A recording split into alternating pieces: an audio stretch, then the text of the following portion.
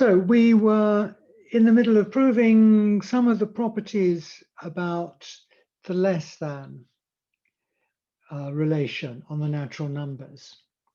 So if you recall, we've defined omega as the collection of the intersection of all inductive sets. And the natural numbers are the elements of omega. And we defined for natural numbers, n and m, n was less than m if and only if n was a member of n. So less than coincides with membership. So we're in the process of, we were at lemma 211, and we were in the process of just checking that some of the natural properties of this less than that we want, that they coincide with our ordinary everyday ideas about less than. So let's continue that. I did 211 part 1, and let's have a look at that, and we will then do the later parts of that lemma. So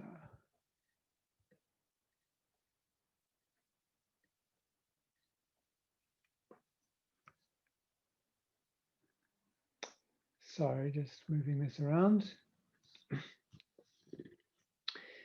Okay, so we look, this is 211 part 1, which is on page something or other on the notes. This is page 20 on the notes here. As I said elsewhere, we're omitting section 2.2, so I'll say that again. And there you can see at 210, we've defined less than to be the same as membership. Less than or equals, of course, is less than or equals here. And last time we did here part 1 here. So let's continue. We'll look at part 2. Unless there's anybody who wants to ask questions at this point. So what are we trying to show? We're trying to show for any n and omega and for all m is less than n is equivalent to saying the successor of m is less than the successor of n. So of course this eventually is going to end up as being n plus 1, this successor operation here.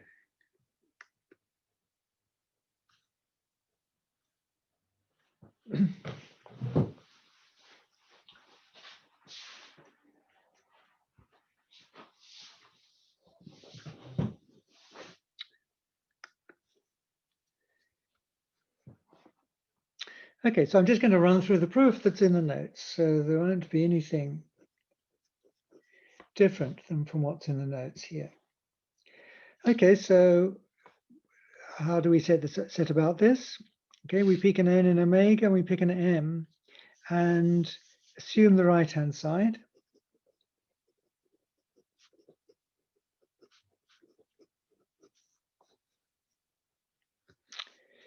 So what we have is that m is a member of S of m. Recall that S of m is just m union singleton m. So that's obvious. Less than coincides with set membership. So this is just n union singleton n, again by definition of Sn.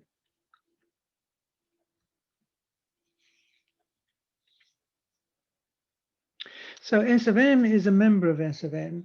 So the two possibilities, S of m could be n itself, because it's in here, or it could be an element of n.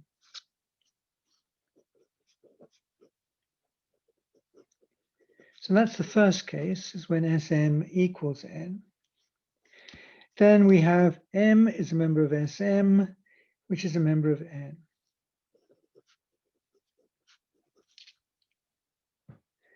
But that's what less than means.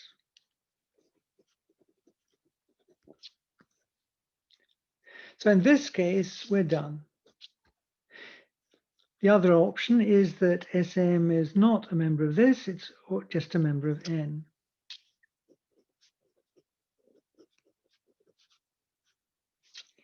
If Sm is a member of N,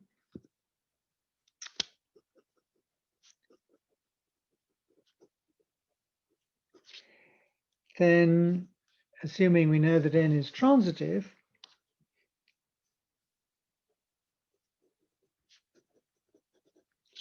we have M is a member of Sm, which is a subset of N, because N is transitive.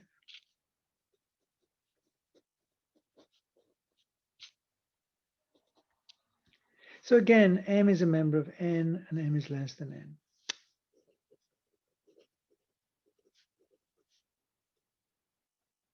So M is a member of N, and M is less than N. So that's the direction from right to left, right, in full detail there. So that's that direction. So now we go the other way here. So in this direction, we use the principle of mathematical induction. Right?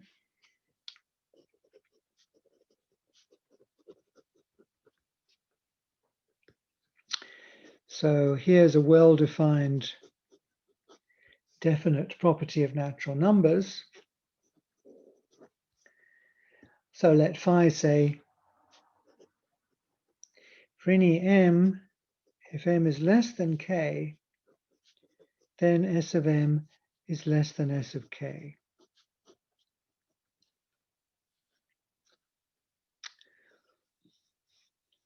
And we're going to use the principle of mathematical induction, which is back on the previous page. That's theorem 2.5.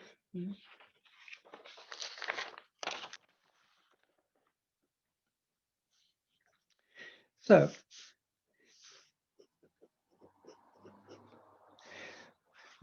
phi of 0 holds vacuously, because that says for all numbers that are less than 0, something has to happen. Well, there's nothing less than 0, so this holds vacuously.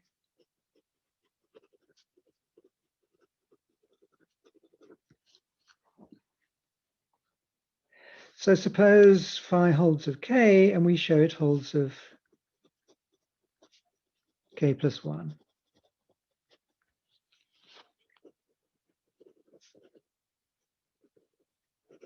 So we show that phi k plus 1.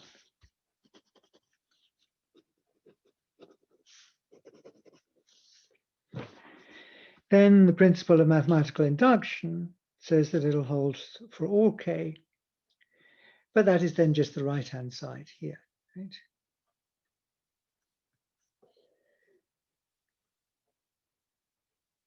We'll have proven this. I say the right-hand side. We'll have proven left to right holds over here, right? If anything is less than n, then S of m is less than S of n.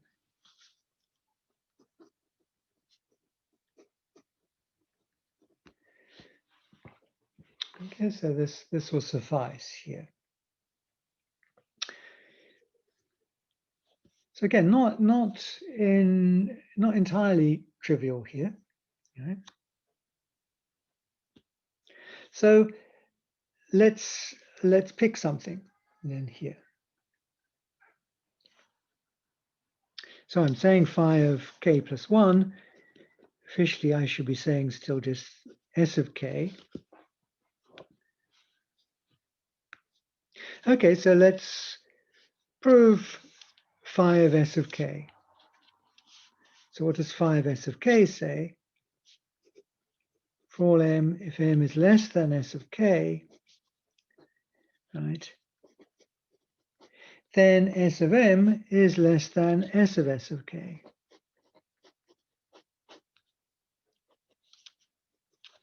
All right, I've just substituted S of k for k here. So pick some m less than S of k and just go through the cases.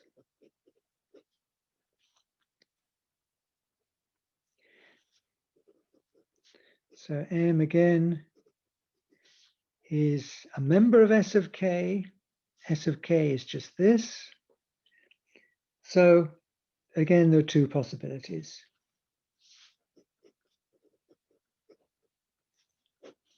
If m is a member of k, then we apply phi, the inductive hypothesis.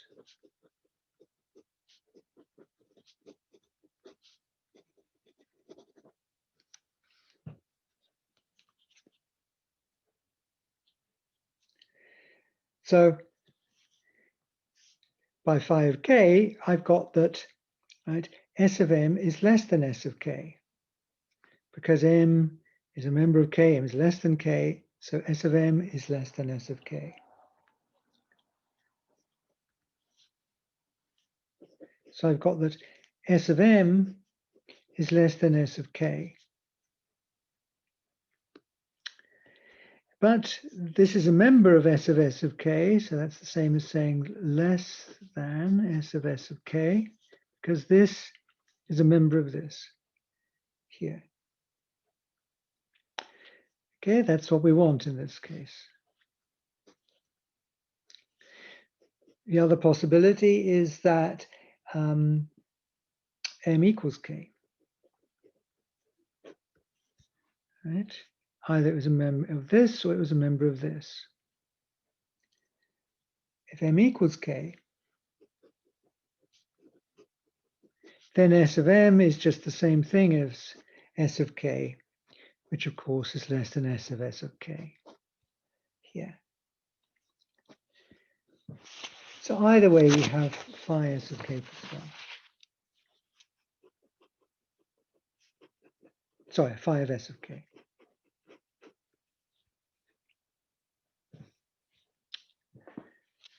So I can then conclude by PMI, principle of mathematical induction, I have for all k phi k. And that finishes 2.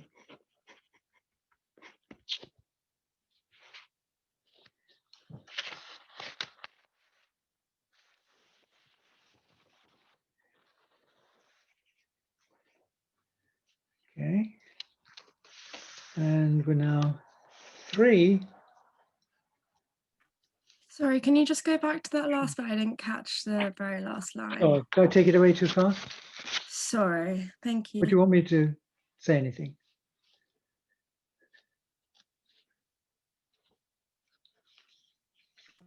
Yeah, cheers, I got it now. Okay, it's just the same as the notes, actually.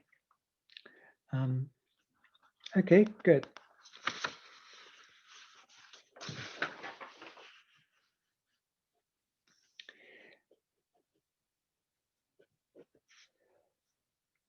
Three, for all m in omega, m is not less than m. It's not less than itself. We want this less than to be an ordering. Right?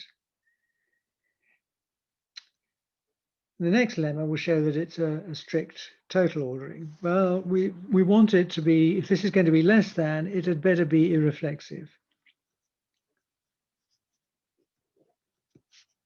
So saying for all m in omega, m is not a member of m.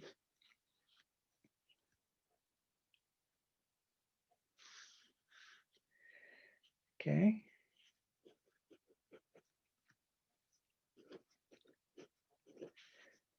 Zero is not less than 0. Since, recall, empty set is 0. It's not a member of the empty set, which is 0. Okay. So that's only a slightly epsilon more than being vacuous. Okay. So if we know that k, i.e. k is not a member of k,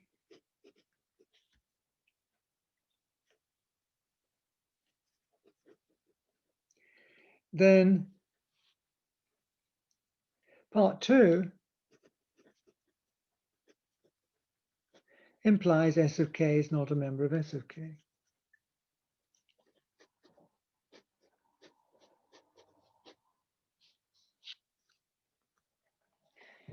Because what did part 2 say? 2 would say k is less than k if and only if S of k is less than S of k. So if k is not a member of k, k is not less than k. So S of k is not less than S of k. So S of k is not a member of S of k is not less than S of k, i.e.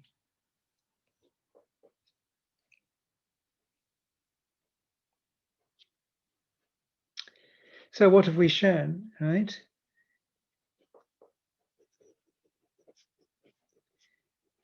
This here, the collection of natural numbers, such that k is not a member of k, is inductive.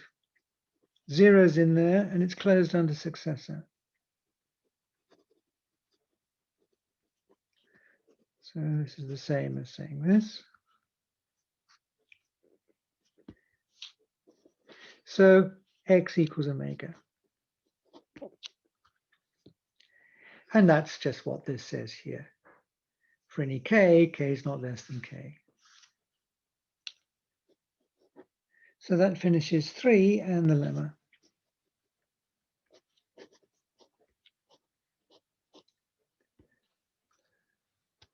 Any questions there?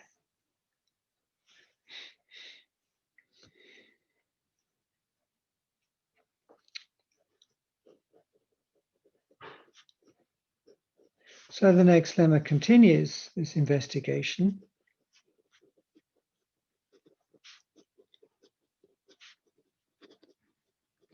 So we want epsilon on the natural numbers to be a strict total ordering. We've seen that it's transitive and irreflexive. That was there in 211. All we need now is that everything is connected.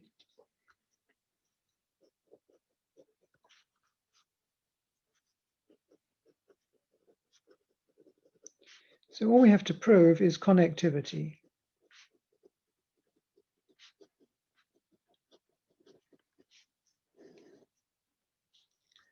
I think called somewhere earlier in the notes, trichotomy. Right? And that just says you pick any two things, either they're equal or one is less than the other.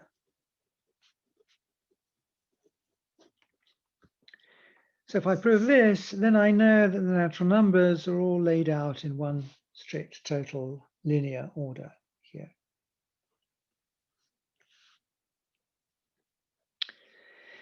So the first observation is you can't have more than one of these things holding here. I mean, if you had this one and this one holding, you'd have m is less than m, which we just ruled out above. And if we had this one and this one holding, by transitivity from above, we'd have, again, m is less than m, which we ruled out.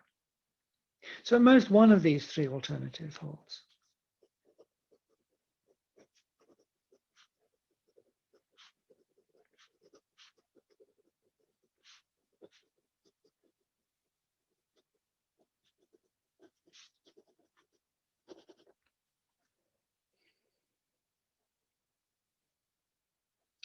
Okay, so we just do another induction. This is our favorite tool here. We just have to formulate the property phi correctly. Well, let x be the set of natural numbers n such that all m's obey this clause here.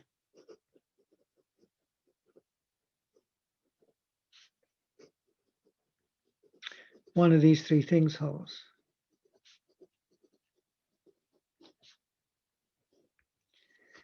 x is a subset of omega, if it's inductive, it will be all of omega, right? Well, then that'll mean this holds here, because we'll have for every n is in x, which will mean for every n, for every m, one of those three things holds. So this is an exercise, right?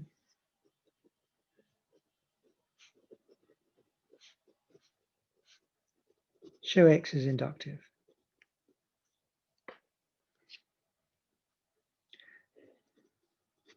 And then the proof will be complete.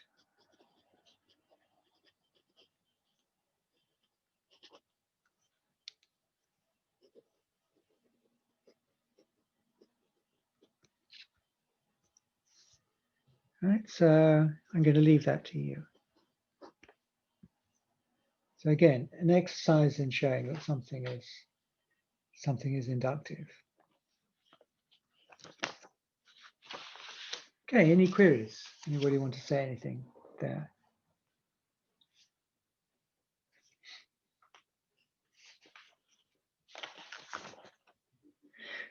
Okay, now we've got that less than or membership on the natural numbers is a strict total ordering. We get the kind of main theorem about the natural numbers, main basic theorem.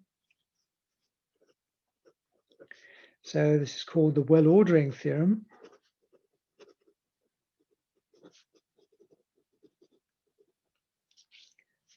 For omega.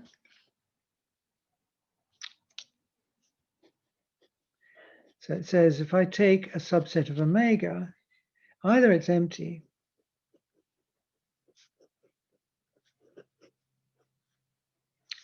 or there is a least element. There's n0 in x such that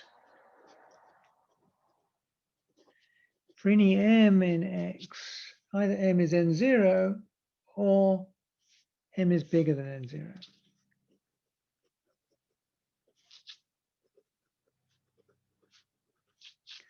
Or n0 is less than m.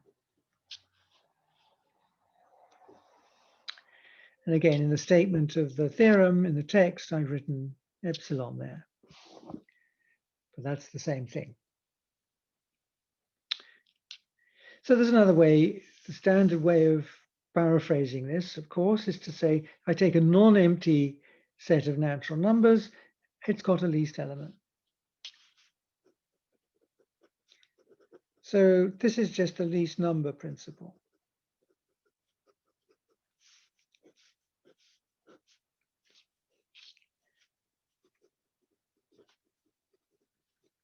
Any non-empty set of naturals has a least element.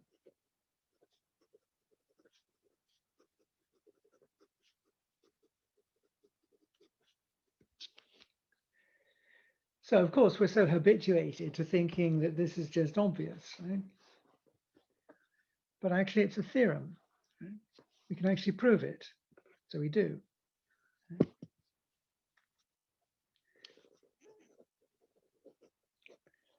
So here's the proof.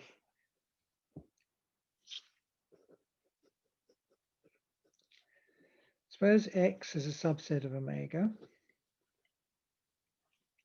And we suppose it doesn't have a least element.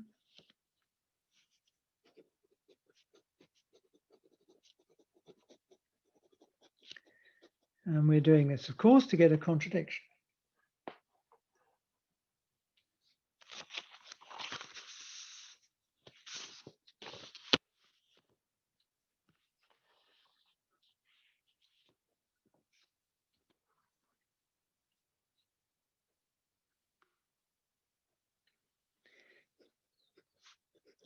So we'll let set Z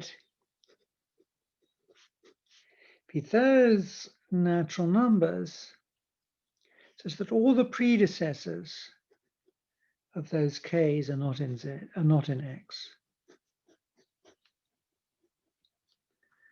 right? So it's just a kind of slightly smart formulation of a property. Yeah. And the claim will be that Z is inductive. What will happen if Z is inductive? Okay, it'll be all of omega. But then every number in omega, there are no predecessors of that number that are in X. It'll be true for every number in omega. But this will mean that X has no elements at all. This will mean that X is empty. I'm sorry, I misstated the argument. That's what we're going to prove. We're going to prove I've got a subset of omega, and I'm going to assume there's no least element. And then I'll prove that X is empty.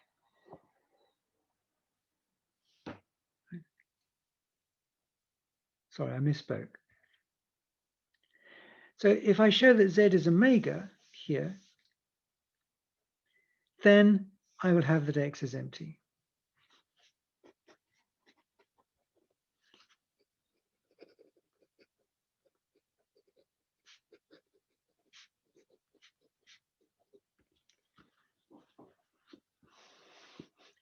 This is because, I pick any natural number, it's in Z, so all of its predecessors are not in X.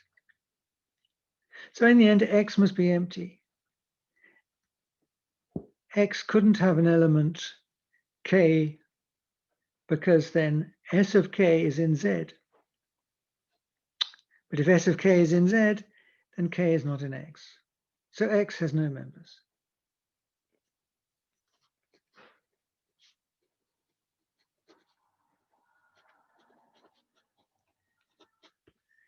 So we show that X is empty. And now the setup is kind of becoming routine. We show zeros in here, and if n is in here, then n plus 1, n successor of n is in here.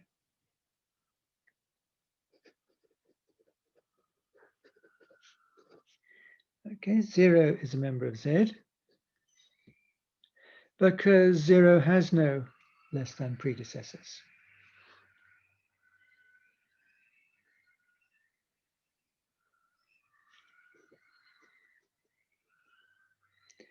So we suppose now K is in Z. Sorry, Z here.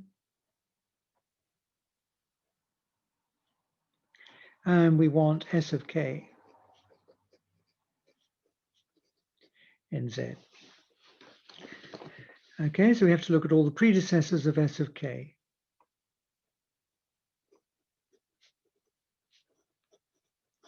So take a typical predecessor. Then n is a member of K union singleton K. So again, we're back to our two cases.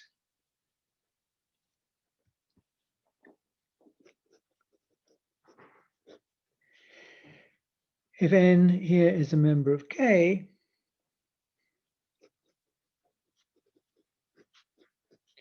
then n is not in X.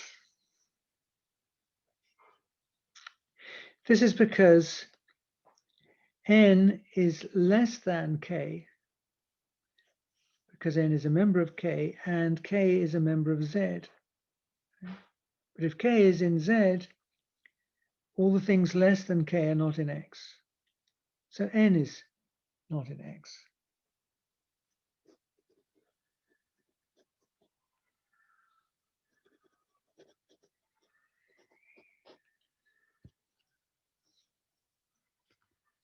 On the other hand, if n is a member of here, that just means it equals K here.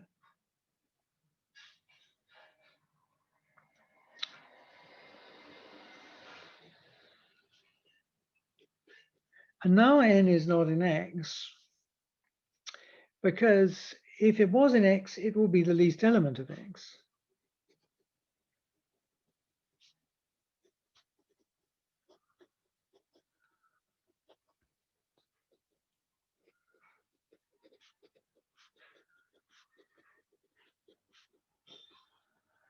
It will be the least element of X. And X doesn't have such. Right?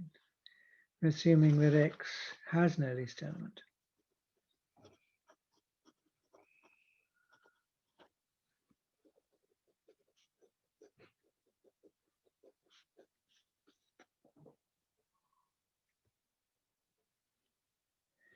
So in both cases here, n is not in X, and n was just a typical thing less than S of k. So this reasoning puts S of k into Z.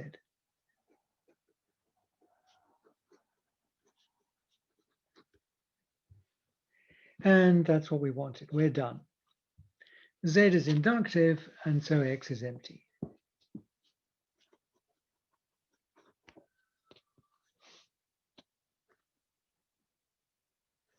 Okay, so surprisingly tricky, I'd say, for what we think of as being kind of obvious, right? But again, using sets and using this definition of natural number, we can prove this very basic principle. We don't have to just assume it or just say that it's obvious. Okay.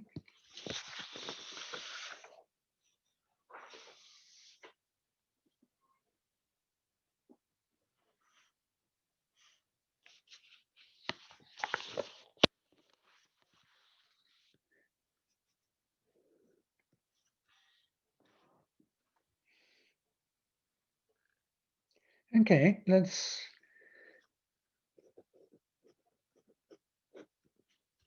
if there are no questions there, we'll think about what we're going to do next.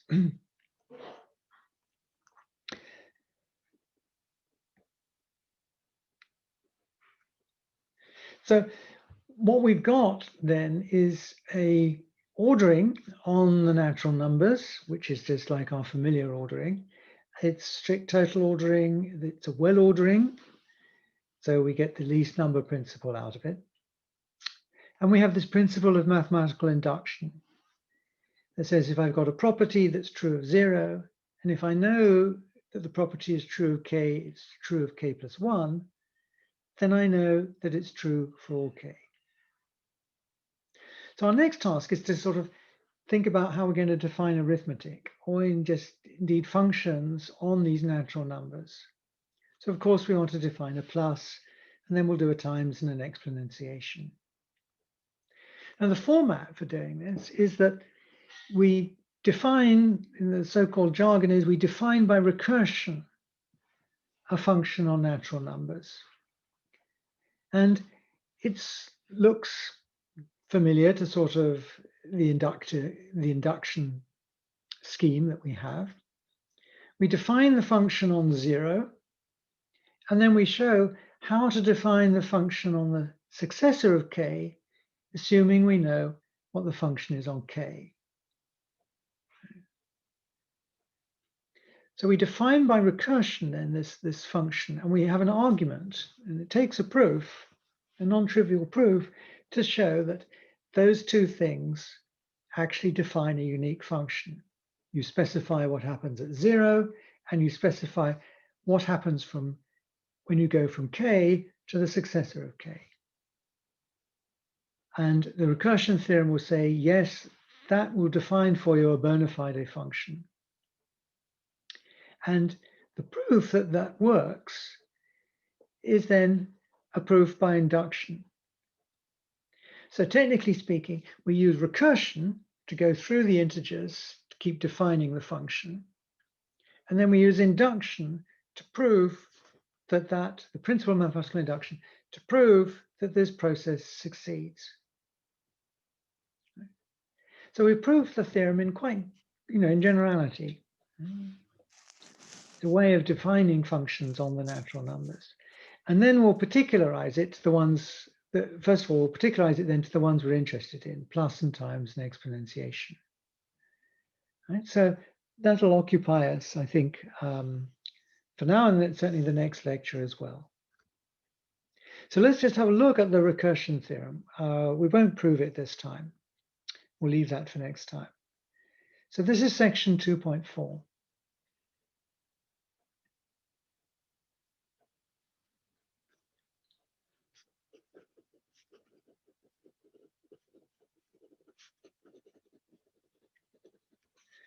So the recursion theorem.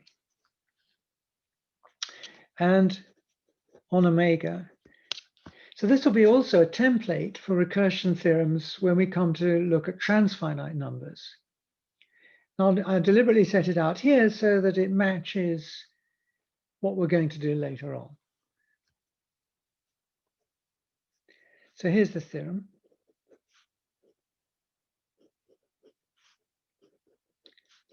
I let A be any set, and let little a be any element of big A here. And I take a function from A to A.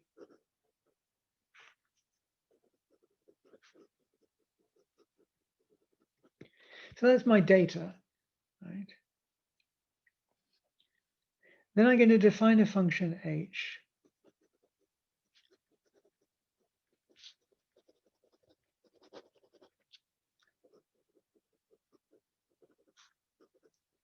And it'll go from natural numbers into A.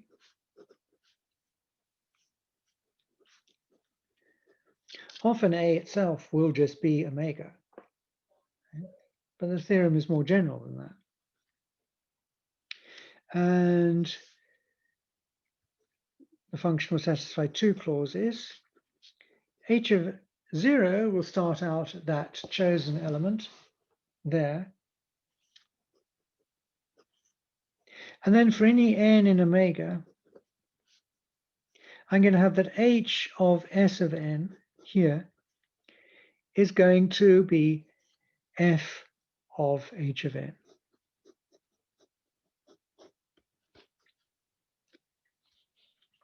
So this conforms to what I was sketching earlier. Right? We specify what happens at 0, and we specify what happens for the successor n in terms of the h of n we've already got and the data function. So if you like, we specify something that happens here for 0, and we keep applying this function.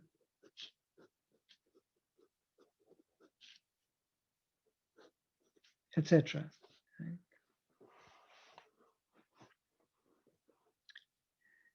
So you might say, and this is what people often react, and they just say, this is obvious. Right?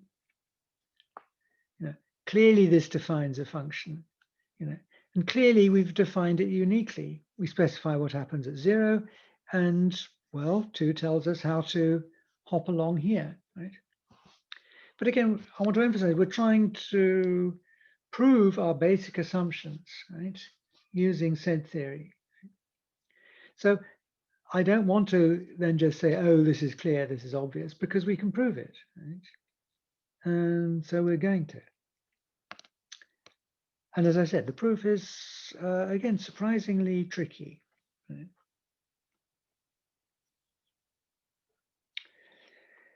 Okay, so let's assume we will do the proof next time.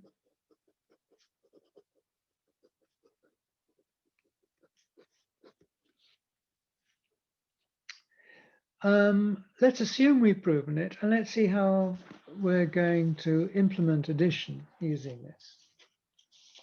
So I'm going to skip ahead here to page 22 and example 215, which indeed is addition. So let's look at that.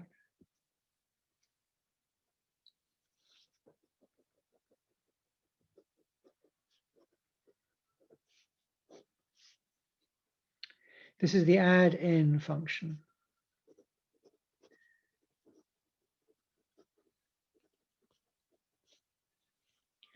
So we're going to add n to x.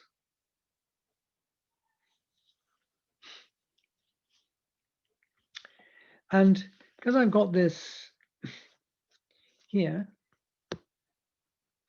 all I need to get a recursion going like this, I specify a base case, a starting point, and I specify what happens at successors. So I specify my starting point. I start an 0, I'm adding n to 0 and it's n. Right? And now I specify what happens to successors. To add n to the successor of k, I take the successor of the result of adding n to k. So I assume I know this, and I apply s.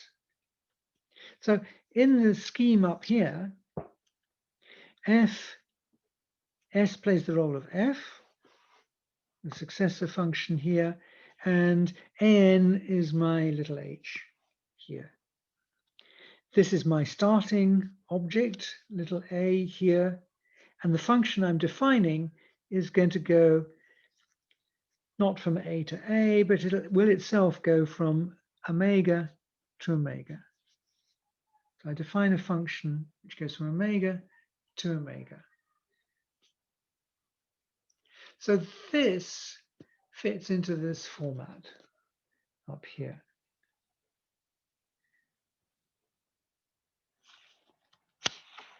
That's how that's going to work.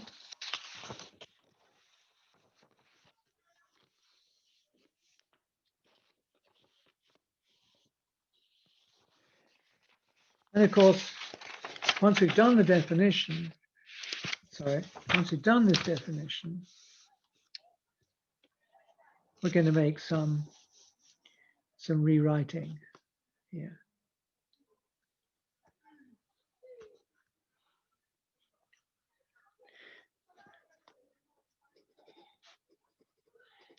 So we write from now on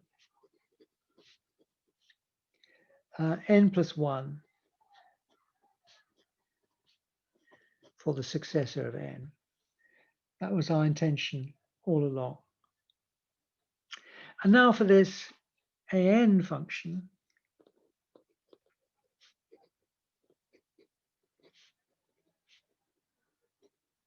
we're going to write n plus k. It's the adding n to k function here. So this clause here, I would say n of k plus 1 here is then n of k plus 1.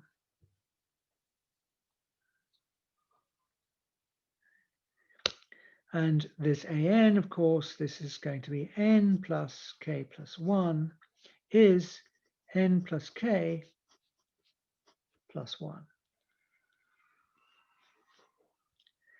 So the definition of an gives us associativity, if you like, for adding 1 on at the end.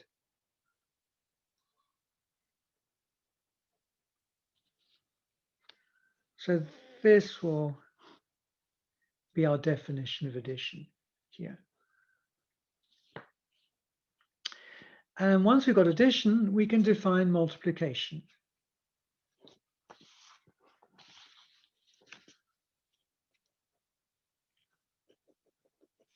So example 216. The mn function. And we're going to use the same format. I specify what mn of 0 is. It's going to be 0. And now mn of s of k, or now k plus 1, this is going to be, right, a mn of k here applied to n. Okay, so this all looks terribly complicated, but actually it's just mn of k here plus n. My point of doing this, I suppose, is just to show that in order to define multiplication, we need already to have got addition. Right? So to define mn of k plus 1, I need to know that I've got the a mn of k function under my belt already.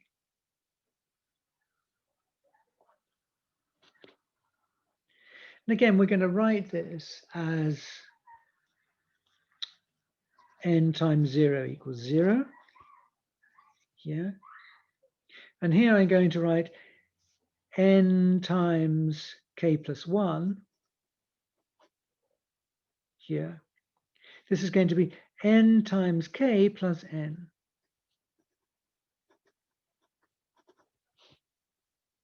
So we recognize these two as just being our standard way of defining multiplication. Right? K plus 1 lots of n is k lots of n plus n more things. So the recursion theorem guarantees for us that we get a well-defined, unique function for both addition and multiplication here. And part 2, which we'll just finish for today, is the exponentiation function. So anything to the power 0 is 1.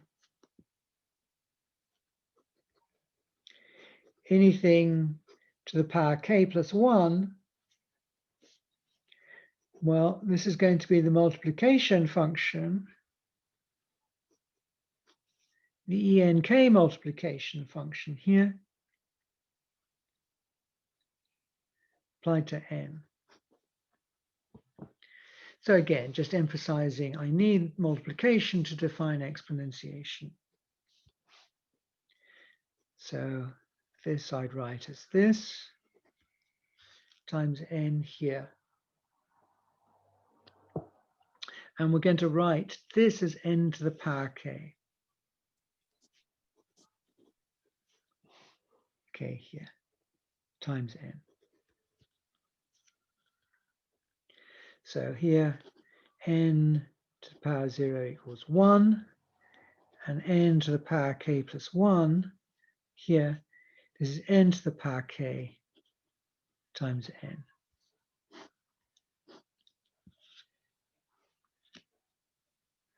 So again, a bona fide function.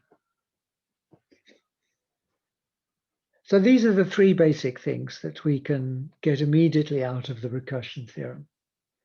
If you read on, proposition 217 will prove basic operations, both basic properties of arithmetic that are familiar. But next time we'll start out doing the proof of the recursion theorem.